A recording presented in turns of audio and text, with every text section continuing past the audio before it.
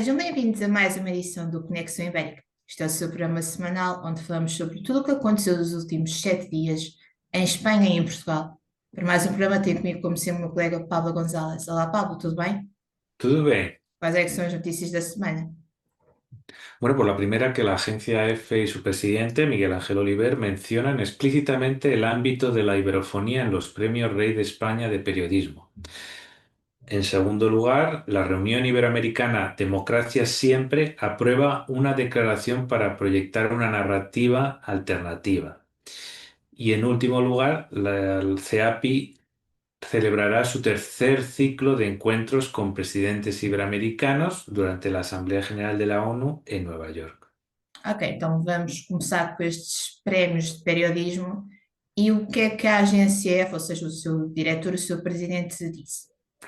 Bueno, pues como siempre nosotros hemos venido anunciando estos premios y es cierto que desde 2015 en las bases de estos premios Rey de España de Periodismo ya reconocían su ámbito panibérico, comprendido por 34 países desde 2015, pero ahora por primera vez el presidente de la agencia EFE, Miguel Ángel Oliver, lo ha dicho explícitamente, ¿no?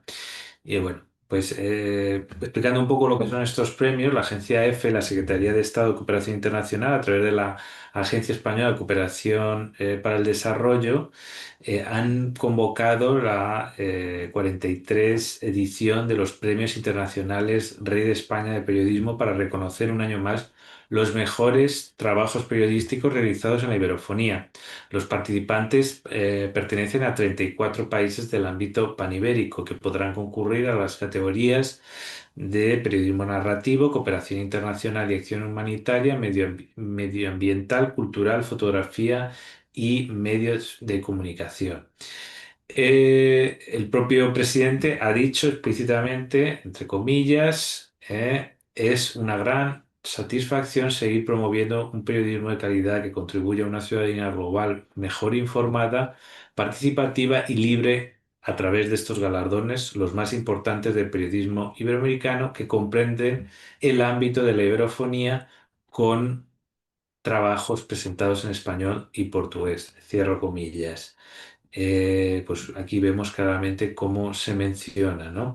Entonces es la primera vez, esta sería el titular, que la agencia EFE y su presidente mencionan explícitamente la iberofonía de forma pública, aunque ya está reconocido en el ámbito, como ámbito panibérico en las bases de estos premios de 2015, ¿no?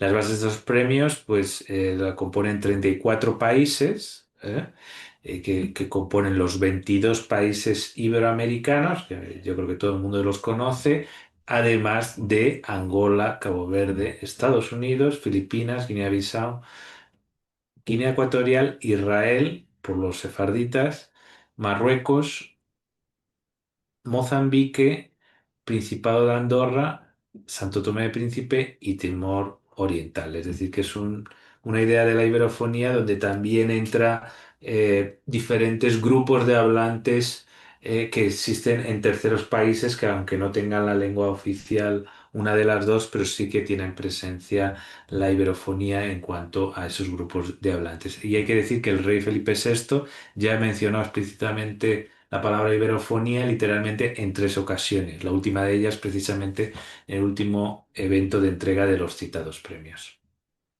Agora passamos para a política internacional e para uma reunião com o slogan ou o título Democracia Sempre.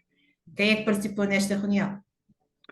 Bueno, pues fueron los presidentes de Uruguay, Brasil, Chile, España y Colombia. Es interesante, ¿no?, que desborda el marco latinoamericano. Son presidentes progresistas, no se incluye el mundo bolivariano, por así decirlo, y al mismo tiempo pues tienen un compromiso con la democracia, ¿no? Entonces, con una iniciativa del propio Gabriel Boric, del presidente de Chile, pues el propio Santiago de Chile ha organizado esta cumbre que reunió a sus pares progresistas de España, Brasil, Colombia, Uruguay, donde dice que la democracia está amenazada y que es importante, pues eso, estar unidos porque ya es una amenaza mucho más sofisticada que la anterior, que era puramente militar en el pasado. Y bueno, pues ahí entran los elementos de desinformación, extremismo de cualquier signo, odio, corrupción, concentración de poder, desigualdad, etcétera, ¿no? Y bueno, pues Lula, que ha participado, dice que este encuentro también fue un momento de reflexión sobre el estado de integración regional y del mundo. América Latina y el Caribe son una fuerza positiva en la promoción de la paz y del diálogo, en el refuerzo del multilateralismo. Con España, dice Lula, y Europa compartimos una larga historia y lazos económicos y sociales. Somos dos regiones imprescindibles en el orden multipolar naciente. Enfrentamos retos similares en el enfrentamiento de la discriminación racial, la xenofobia y el cambio climático. También nos une la promoción y la protección de los derechos humanos. Hay que decir que el propio Pedro Sánchez ha dicho que precisamente este encuentro puede ayudar a reforzar esa futura firma del Tratado de la Unión Europea y Mercosur, ¿no? Como también una respuesta a la política de Trump, ¿no? Aquí no se ha verbalizado mucho el nombre de Trump porque no quieren entrar a la confrontación, pero sin duda ha estado de fondo, de telón de fondo, aunque esta es una iniciativa que viene de un tiempo antes, pero ya fraguándose en paralelo a todo ese contra esa internacional trumpista, y habrá un encuentro paralelo en Nueva York en la próxima Asamblea General de Naciones Unidas, que será en septiembre. Y esta alianza por la democracia, aunque ha tenido ahora un contexto iberoamericano, yo creo que ha estado muy bien porque por lo menos mantiene llama viva la llama de esa convergencia latinoamericana que hoy está en crisis, lamentablemente, y que debería precisamente reforzarse, pero bueno, por lo menos se mantiene este marco, ¿no?, de retiro de presidentes, donde se hacen unas confidencias, donde se ayudan aquí y allá. Es importante también eso de que no se excluya el mundo ibérico, aunque evidentemente lo latinoamericano tiene que tener sus propios pasos y su propia exclusividad. Está claro que Brasil es un país que está abierto también, mucho más abierto que México, que normalmente excluye a España. Y en ese sentido, pues bueno, parece ser que esta Alianza por las Democracias va a ir más allá que del mundo iberoamericano, y ya hay países que se quieren sumar desde Australia, Dinamarca, Sudáfrica, Canadá, Reino Unido, Honduras y México también de la región han mostrado su interés para participar en esa próxima reunión en Nueva York. En la página web hemos publicado la declaración explícitamente, literal, donde se habla de multilateralismo, gobernanza, diplomacia, narrativa alternativa al retroceso democrático, eh, compromiso férreo con la razón, decidido por la paz, y después una serie de iniciativas de redes globales, de fiscalidad, de observatorio multinacional de juventudes, hojas de ruta, bueno, una serie de ideas que quieren llevar a cabo para que no solo se quede en un mero encuentro. Agora vamos falar da Assembleia Geral das Nações Unidas e de que forma é que podemos ligar o próximo encontro da CIAPI a esta Assembleia. Bueno, pues como vemos, se aprovecha mucho este encuentro de las Naciones Unidas para que diferentes grupos de países o diferentes organizaciones internacionales creen dinámicas al margen de la propia Naciones Unidas, pues aprovechan que están allí todos los jefes de Estado y se producen diferentes tipos de encuentros. Uno va a ser este de esta alianza eh, por la democracia, y otro va a ser un encuentro que va a organizar la CEAPI. Recordemos que es el Consejo Empresarial Alianza por Iberoamérica, donde una serie de encuentros con presidentes de iberoamericanos se va a producir en Nueva York entre el 21 y el 24 de septiembre, ¿no? Con especial atención entre España, Estados Unidos y América Latina, pero sin duda también todo el espacio iberohablante va a estar allí presente, ¿no? No es la primera vez que la CEAPI organiza esos formatos de desayuno, cóctel o cena, porque ya lo ha hecho en el año 2023 y 2024, y entonces este año también va a organizar esas dinámicas de trabajo para aproximar a líderes de la región. Hasta aquí mis tres temas, ¿cuáles han sido los tuyos, Andreya? Começamos com mais passos para o Mundial de 2030, passamos para mais um membro da família real espanhola que virá para Lisboa e para terminar o que aconteceu na Guiné-Bissau na última cimeira da CPLP. Muy bien, pues vamos con la última hora de ese Mundial 2030, que es un objetivo que tenemos en nuestra propia hoja de ruta del trapecio. Cuéntanos cómo van las cosas. Bem, estamos a 5 anos do grande torneio intercontinental, que vai ser o Mundial do Centenário, mas os três pesos começam já a posicionar-se, a preparar-se para receber esta competição. Vamos começar no lado de Portugal. Portugal terá três sedes, uma no Estádio da Luz, outra em Alvalade e uma terceira no Estádio do Dragão. Nenhuma das três poderá receber nem o início nem a final, porque é necessário um estádio com uma capacidade igual ou superior a 80 mil lugares.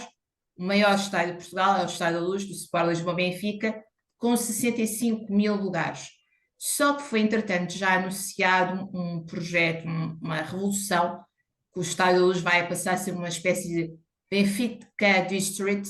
Este projeto, entretanto, já foi apresentado, contou com a presença não só dos órgãos do Clube Encarnado, mas como do Presidente da Câmara de Lisboa e do Governo de Portugal. Será uma renovação dos estádios a nível ambiente, bem ao estilo daquilo que vimos em Espanha com o Santiago Bernabéu, e o Benfica irá crescer para 80 mil lugares, isto até 2030, ou seja, o Estádio da Luz prepara-se então para receber o Mundial. Muito provavelmente não terá, como disse, nem o primeiro jogo, nem o último, mas fala-se que está entre o Santiago Bernabéu, como já referi, o Camp Nou, que ainda está em remodelações, mas até 2030 espera-se que esteja pronto, e um estádio que vai ser construído de raiz em Marrocos, que é descrito e tudo como megalómano. Mas pronto, a Luz receberá certamente, como já foi anunciado por António Laranjo, responsável desta candidatura conjunta, uma meia final. Passando agora para o lado espanhol, tem cerca de 10 sedes já apresentadas, só uma das cidades sede, Málaga, a autarquia de Málaga, o Ayuntamento, já veio retirar-se desta candidatura, porque era necessário obras de ampliação do estádio da La Rosaleda, não irão ser feitas. O mínimo, o estádio teria que ter um mínimo de 45 mil lugares, ou seja, tem 15 mil a menos, mais coisa, menos coisa. E para o lugar de Málaga, existem duas cidades já apresentaram-se disponíveis. Temos Valência, no outro lado temos Vigo. E no caso de Marrocos, como disse, também já tem as suas cidades de sede a começarem a ser preparadas, um estádio a ser construído de raiz, e para terminar, bem, um estádio, o Mundial 2030, será em Portugal, Espanha e Marrocos, mas cerca de uma semana antes do início oficial haverá jogos inaugurais, vamos assim dizer, em Paraguai, no Uruguai, no Paraguai, na Argentina e no Uruguai, assim é que é. Porque foi no Uruguai que tudo começou em 1930. Muy bien, pues seguiremos atentos a todas las novedades y bueno, una miembro de la familia real española, la infanta Sofía, va a ir a estudiar a Lisboa con una primera parada de otros lugares y esperemos que despierte en ella, ¿no? Esa lusofilia o esa continuidad de vínculos que tiene la actual familia real española con Portugal. Exato, então vamos chamar de digressão educacional da Infanta Sofia, vai passar por três capitais europeias: Lisboa, Paris, Berlim. A primeira paragem será aqui em Lisboa. A Infanta Sofia isto entretanto já está mais do que confirmado por vários meios de comunicação e pela própria Casa Real, não como o rei Juan Carlos, que até ao fim do verão deverá também vir para cá, mas ainda não houve nenhum comunicado oficial da Casa Real, e provavelmente também não deve haver, como ele está com o filho, em que possa vir para cá, mas pronto. No caso da Infanta Sofia, vai estudar Ciências Políticas e Relações Internacionais, num colégio ou numa instituição privada, a Forward College, que tem o seu campus, vamos dizer, prioritário aqui em Lisboa. E os estudos vão ser, ou seja, o seu primeiro ano de educação vai ser em Lisboa, o segundo será em Paris e supostamente a final será em Berlim. Bem, os estudos da Infanta Sofia vão acontecer entre a Baixa da cidade de Lisboa, a zona do Chiado, Bairro Alto, vai ser num sítio que tem um nome muito peculiar, que é a Rua das Flores, porque a zona, vou chamar a zona mais velha da cidade de Lisboa, as ruas têm os seus nomes associados a profissões. Temos a Rua das Flores, floristas, como é óbvio, a Rua dos Bacalhoeiros, pessoas que tinham os seus negócios de bacalhau, e temos uma Rua das Pretas. Acho que aí nem é preciso explicar muito bem o que é que isso era associado na altura. Pronto. Bem, os estudos vão acontecer entre, como disse, entre o Chiado e a zona do Bairro Alto, também conhecida pelos seus bares pela vida noturna, e supostamente, mas ainda não se sabe muito bem, porque os pais, os reis de Espanha, pretendem que ela não só cuidar da segurança da filha, mas que ela esteja o mais, vamos chamar, imbuída possível na cultura lisboeta, mas fala-se que a infanta poderá ficar alojada num campus que esta instituição tem no bairro, voltamos, ao bairro de Benfica. Entre o bairro Benfica e a zona da Baixa é relativamente perto, tem uma boa rede de transportes, logo a Infanta Sofia vai se poder deslocar entre a escola e o dormitório perfeitamente bem. Bem, esta instituição é uma instituição privada, as aulas começarão em setembro, como é habitual no início de cada ano escolar aqui em Portugal, entre os meses de setembro e outubro, no caso do ensino superior. E estas aulas serão dadas em inglês, as obrigatórias, mas as opcionais serão dadas nas línguas dos países onde está a ter aulas, ou seja, este primeiro ano terá aulas em português. Bem, mais um membro da família real espanhola virá então para, neste caso, estudar para Portugal. Muy importante que aprenda portugués. Aquí ha habido algunas voces que se quejaban de que por qué no estudiaban en España, pero É, bueno, nosotros já havia essas lo vozes. vemos por el lado positivo de que por lo menos han elegido Portugal. Evidentemente la formación anterior la han hecho en Inglaterra y normalmente se hace en países anglosajones, pero bueno, yo imagino que quieren que aprendan más idiomas, en este caso de la Europa continental y empezando por el portugués y después vendrá el francés y el alemán, que imagino que algo de nociones ya tendrá que tener antes de Pois, ir. isso também penso que sim. Não, mas este colégio dá aulas de línguas aos seus estudantes, caso tenham Sí. dificuldades com a língua do país que os está a receber. Logo, mesmo que ela não saiba, terá sempre explicadores Claro, claro que disponíveis. sí, claro que sí. Muy bien. Y por último lugar, el último lugar, la CPLP acaba con una división interna, ¿no? Entre los PALOPs, por un lado, Portugal, Brasil intentando echar un capote, pero hay unas ciertas tensiones de diversa origen, ¿no? También tiene que ver con el tema de migración, pero también con el tema de derechos humanos en Guinea Ecuatorial y con ciertas disputas históricas de que Portugal nunca vio de buenos ojos que Guinea Ecuatorial entrara en la CPLP por diferentes motivos. El caso es que los africanos van por un lado, ¿no? Y el resto por otro. ¿Cómo lo ves? Exatamente. Na altura do executivo de António Costa, falava-se em irritantes, que eram habitualmente os frições que haviam entre Portugal e alguns países da África, na altura era com Angola. Bem, então, como bem disseste, houve uma cimeira da CPLP em Bissau. A Guiné-Bissau tem esta presidência durante os próximos 2 anos, não teve a presença de vários chefes de Estado, especialmente Marcelo Rebelo de Sousa, que não foi, porque era contra e é contra a Guiné Equatorial receber a presidência a seguir à Guiné-Bissau, Lula da Silva e João Lourenço. Bem, em representação de Portugal foi Paulo Rangel, Ministro dos Negócios Estrangeiros, que anunciou que agora vai haver uma espécie de equivalência nos cursos de saúde entre a CPLP, mas ouviu que os restantes países, incluindo a própria Angola, que acham um bocado mal, vamos assim dizer, esta lei dos imigrantes que Portugal aprovou com o apoio total da direita. Bem, este foi talvez o primeiro irritante, vá, que Paulo Rangel teve que enfrentar nessa cimeira. Em todas as cimeiras são feitas declarações formais assinadas pelos diferentes países, onde é uma espécie quase de honra de ruta dos 2 anos daquela presidência. No caso da presidência da Guiné-Bissau, Márcio Sissoko Embalo disse que queria focar-se na suficiência alimentar, porque infelizmente grande parte destes países da CPLP, especialmente os que estão em África, ainda têm várias carências alimentares. Só que queria-se que nessa declaração se escrevesse algo como os habitantes de Gaza têm direito a comer. Não bem por estas palavras, mas a ideia seria esta. Fala-se que a representação portuguesa, a cargo de Paulo Rangel, opôs-se a isto, já que todos têm direito a comer, estando em Gaza ou não.